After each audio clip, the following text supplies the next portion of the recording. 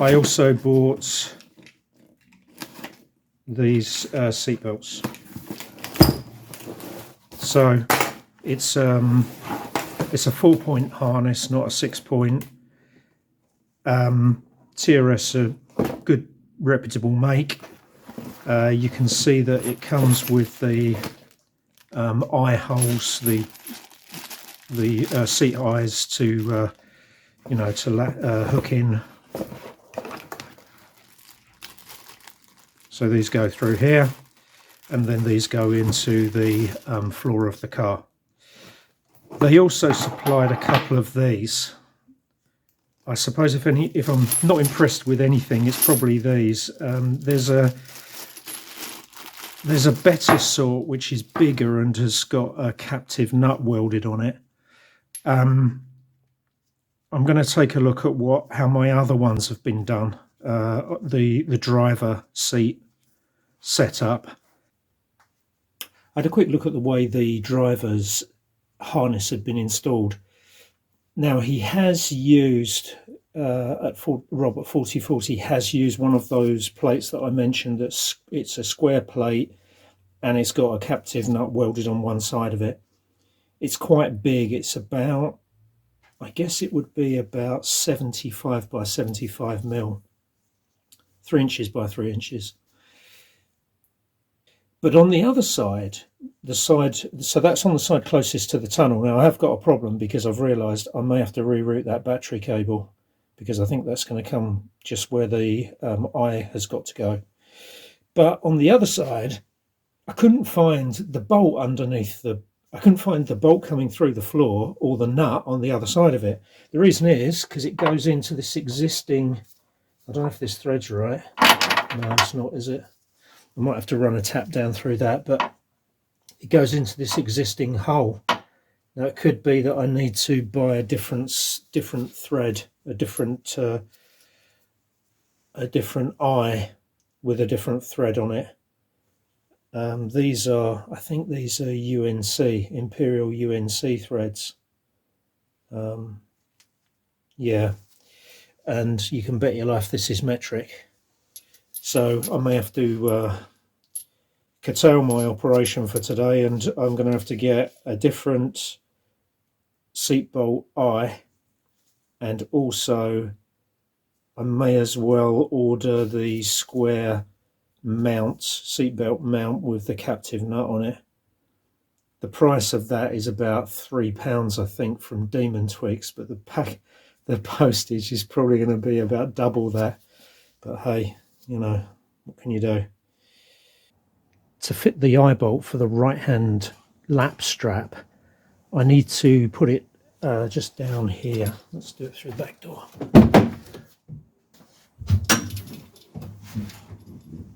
Just around this point here, and this cable was coming across there, so I've had to find some slack and move the cable back a bit, but that seems to have done the job. Now I've just got to drill through there and mount the lap strap there.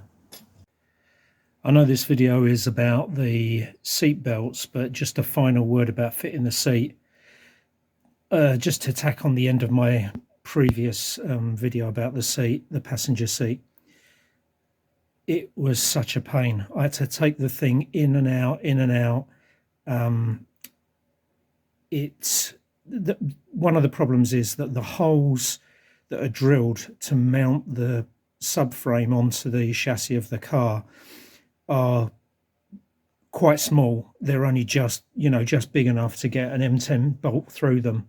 That means there's no slack, and for some reason the front right hand spigot that came out of the floor did not line up correctly with the bolt holes, and try as I might, I could not juggle the thing to get it to fit, and in the end I had to elongate the hole slightly. It's only by about 2 or 3 mil, but just enough to get the bolt to move. Otherwise it was just going in cross-threaded every time. You have to put the back in first.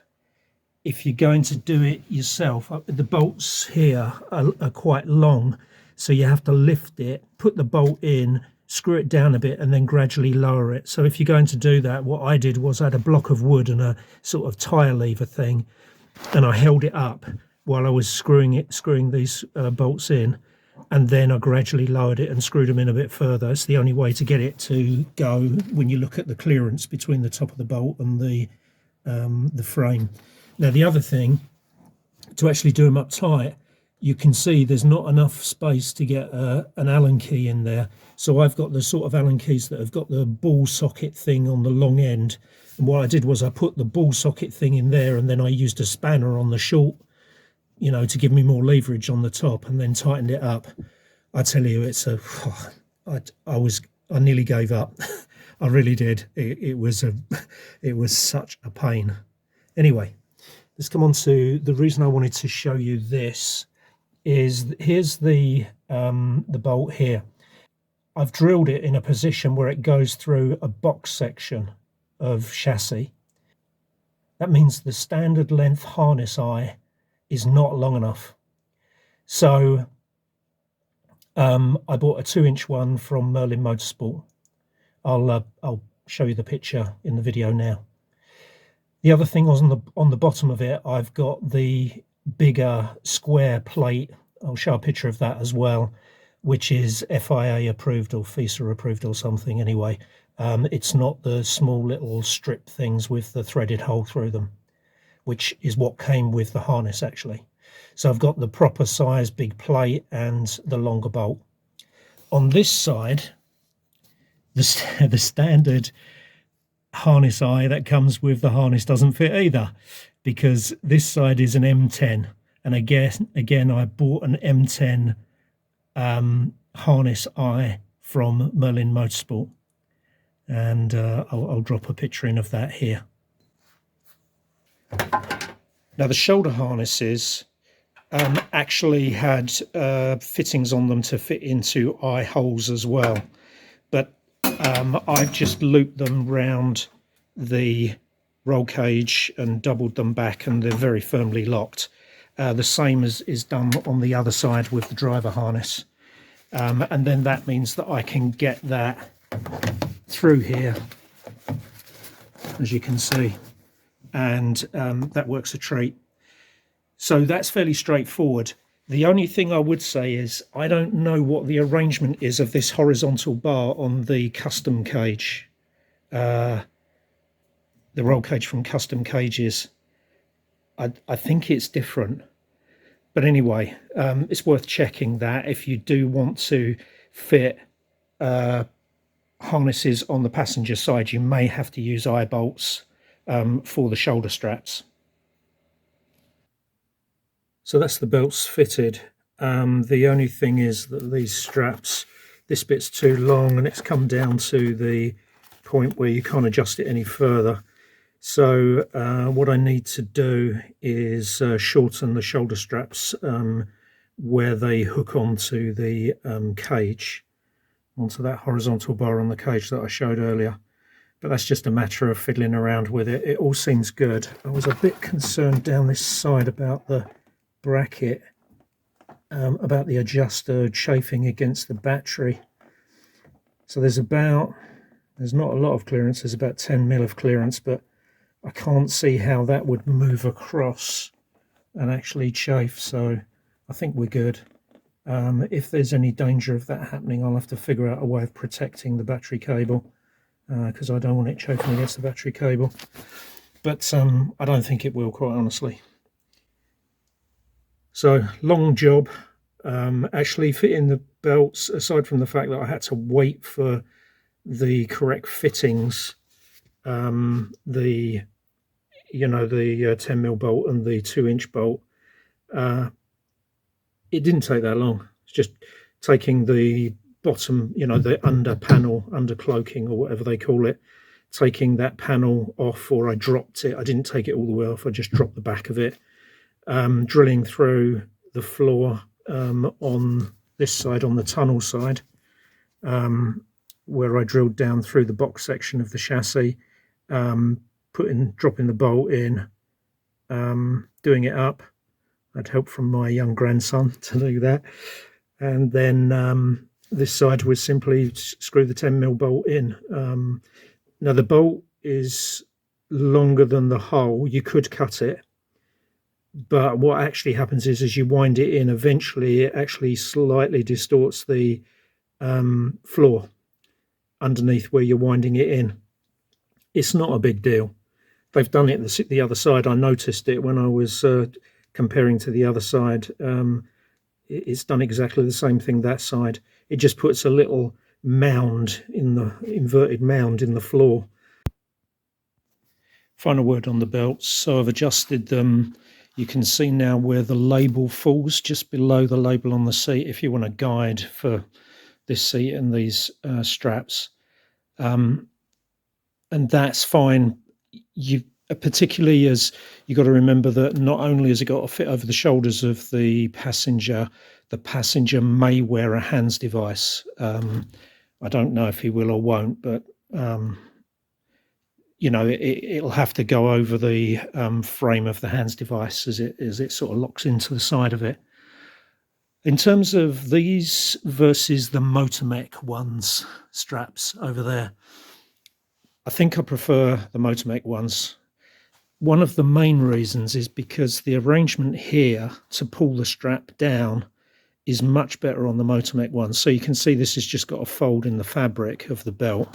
If I take you round to the Motormech ones, you can see that the Motormech ones have this pull.